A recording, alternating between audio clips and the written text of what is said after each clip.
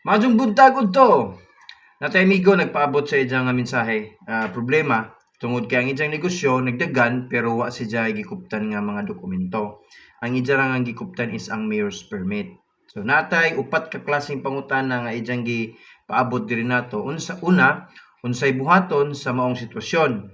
Ikaduha, kinahanglan ba nga mag-usob og business registration name dito sa DTI? And then ang ikatulo, aduna ba'y penalty no ang maong establishmento tungod kay wa man lagi si JDTI, wa pud si J rehistro sa BIR. Anang ikaupat, pwede ba nga ang business permit lang ang gamiton para maoy ipakita in kaso og adunay mga inspeksyon. So ato ning tagsa-tagsaon, una sa tanan, unsay angay buhaton sa maong sitwasyon. Ang pagrehistro sa imong negosyo sa mga ahensya sa gobyerno is para mahimong legal no ang imong negosyo, mahimong legitimate no nga business. And take note nga the moment nga imong irehistro ang imong negosyo, you're not just only making it publicly nga legal ang imong negosyo kundi nakatabang pug ka in terms of taxes no sa maong munisipyo kung asa ka nabilong. Mao nga ang pagrehistro sa imong negosyo ngadto sa gobyerno is isa ka kuan na kumbaga social responsibility nato no nga kinahanglan ato nga gampanan. So, kung mayon ka nga unsay angay buhaton, of course number 1, mayon jud ko nga irehistro na. Now, aritas lukso sa ikaduhang pangutana, kinahanglan ba nga mag-usab og BN or business name? Well, ingon ani. Kung ang imong negosyo adunay nag-exist na nga business name sa DTI, pwede na nimo idalhon ngadto sa DTI and then ipakita, ma'am, mo ni ang ahong DTI. Kung ning lapas na og 5 ka tuig, unfortunately, dili na makita sa system. So kinahanglan nga mo apply ka og bag-o. Okay?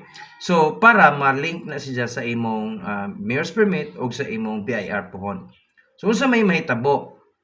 After nimo nga makakuha og DTI, timan nga within 30 days, dapat imo na siyang madagan ngadto sa BIR para imo nga ma-rehistro.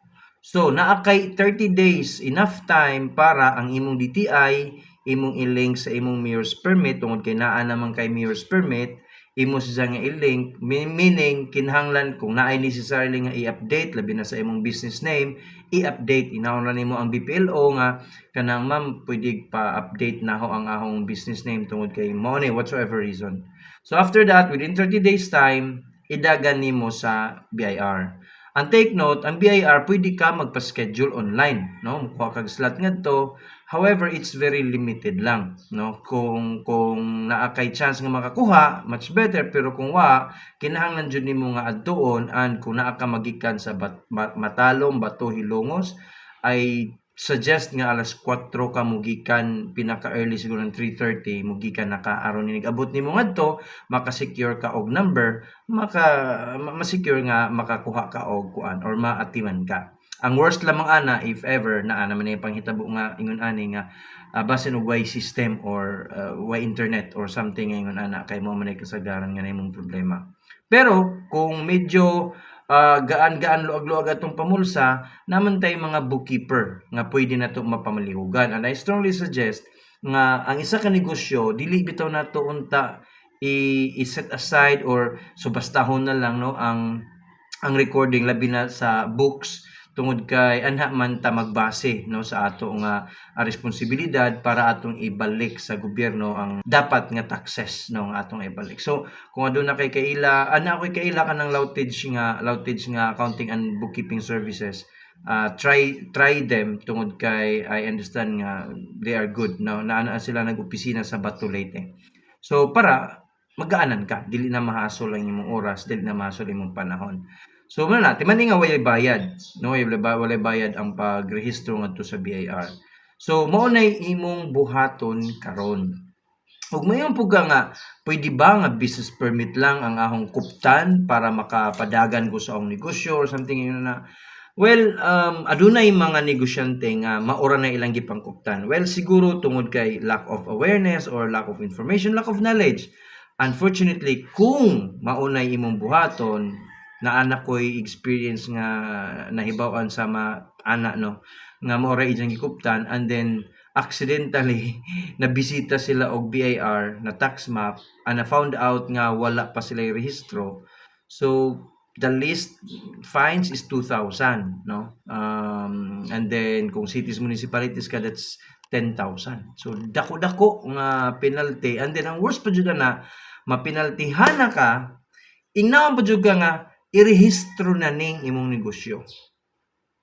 Meaning, mas maadyo nang irehistro na nimo karon samtang wa pa ka masakpe. Kay kung adto na ka magrehistro, kung masakpa na ka, dako na nga penalty. So mao ra nay atong buhata, no, para dili na somehow mahimong moryo-moryo ang imong negosyo. So sa uban diha nga adunay sama nga problema, mao lang to ang buhata. Kung ang imong negosyo nag-exist na, mayor's permit lang ang imong giguptan, it's okay tungod kay lack of awareness or wala ka kahibaw, no problem. But since karon nga nakahibaw na ka, ayaw na huwata nga bisitahon pa ka og BIR. Otherwise, that's penalty. So ang imong buhaton, duula ang DTI, that's step 1. Secure sa imong DTI business name. Kung naa na kay business name, good, i-check kung kana siya ning lapas na ba sa 30 days time nga grace period nga gihatag sa BIR. Otherwise, that's 1,000 pesos nga fines kung imo na nga ipugos. Pero kung wala pa, good. Then, dalhan na nga maong DTI, kung ikaw ang mag-apply, secure anang imong valid ID with specimen signature, anin dalhon na nimo ngadto sa BIR gamiti og 1901 nga form og 1904 nga form, 1905 nga form, tag duha-duha, mao na ang imong ipresentar ngadto sa BIR. Again, para dili ka mahasol, pwede ka mo book online para sa imong appointment. Pero kung wala na chance, puno na, might as well pwede ra ka magpamalihog o kana ang bookkeeper para since ginhala magyapon kag bookkeeper. So kana lang, no?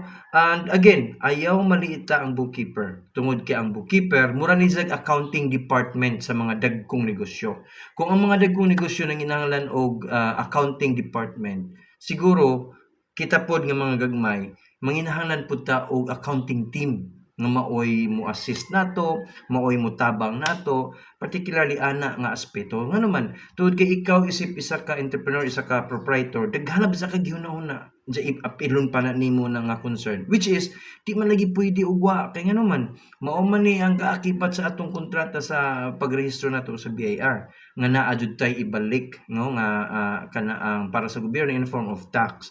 So kinsa may mo assist nimo ana ang imong bookkeeper. Pero again, piliya po ng bookkeeper nga aduna nay experience, no? And din kahibaw sa isang gibuhat. Nang ako masuggest ka ng Loutage nga bookkeeping na sa Bato, matuoran nimo ni ang ilang opisina. So, ana lang. And then once nga mahitabo na ato na ka sa Ormoc, makuha na nimo ang imong certificate of registration, then you're good. Alright, so maura jud na gikinahanglan sa gobyerno na anytime bisitahon ka og BIR, moingon man ang BIR nga taga BIR na ami diri for tax mapping na may order mo ni. So pangitaon nila ang imong certificate of registration, pangitaon nila ang DTI, kumustahon nila ang imong books ug ang imong resibo. So muna ang kanang books ug ang resibo sa next na nga video atong isgutan. So kining concern sa atong higala regarding sa ijang negosyo nga nag-exist na, no, and then how many years na nga nag-exist pero wa pa siya DTI or naaman pero posibleng expire na daw, and then wa pa siya marehistro. Ang ijarang kanunay nga gina-renew is ang registration ra sa kanaang mayor's permit, which is kuwangan, no, kuwangan ang mao nga dokumento.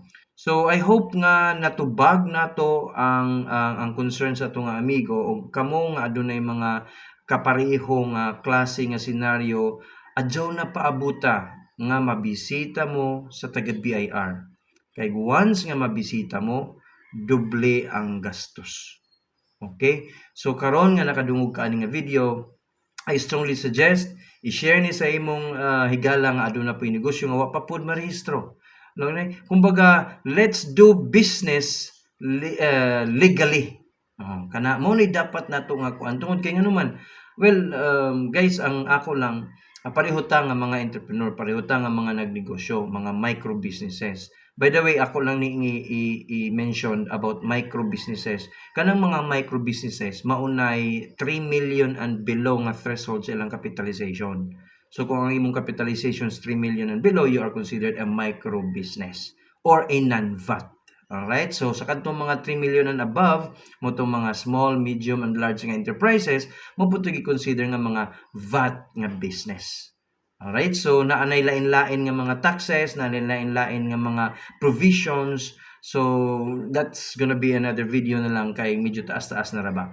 So again, I hope nga na nasulbad na to or natagaan na to og kalamdagan ang concern sa atong higala or sa atong mga amigo nga adunay negosyo nga dapat magrehistro, magregister.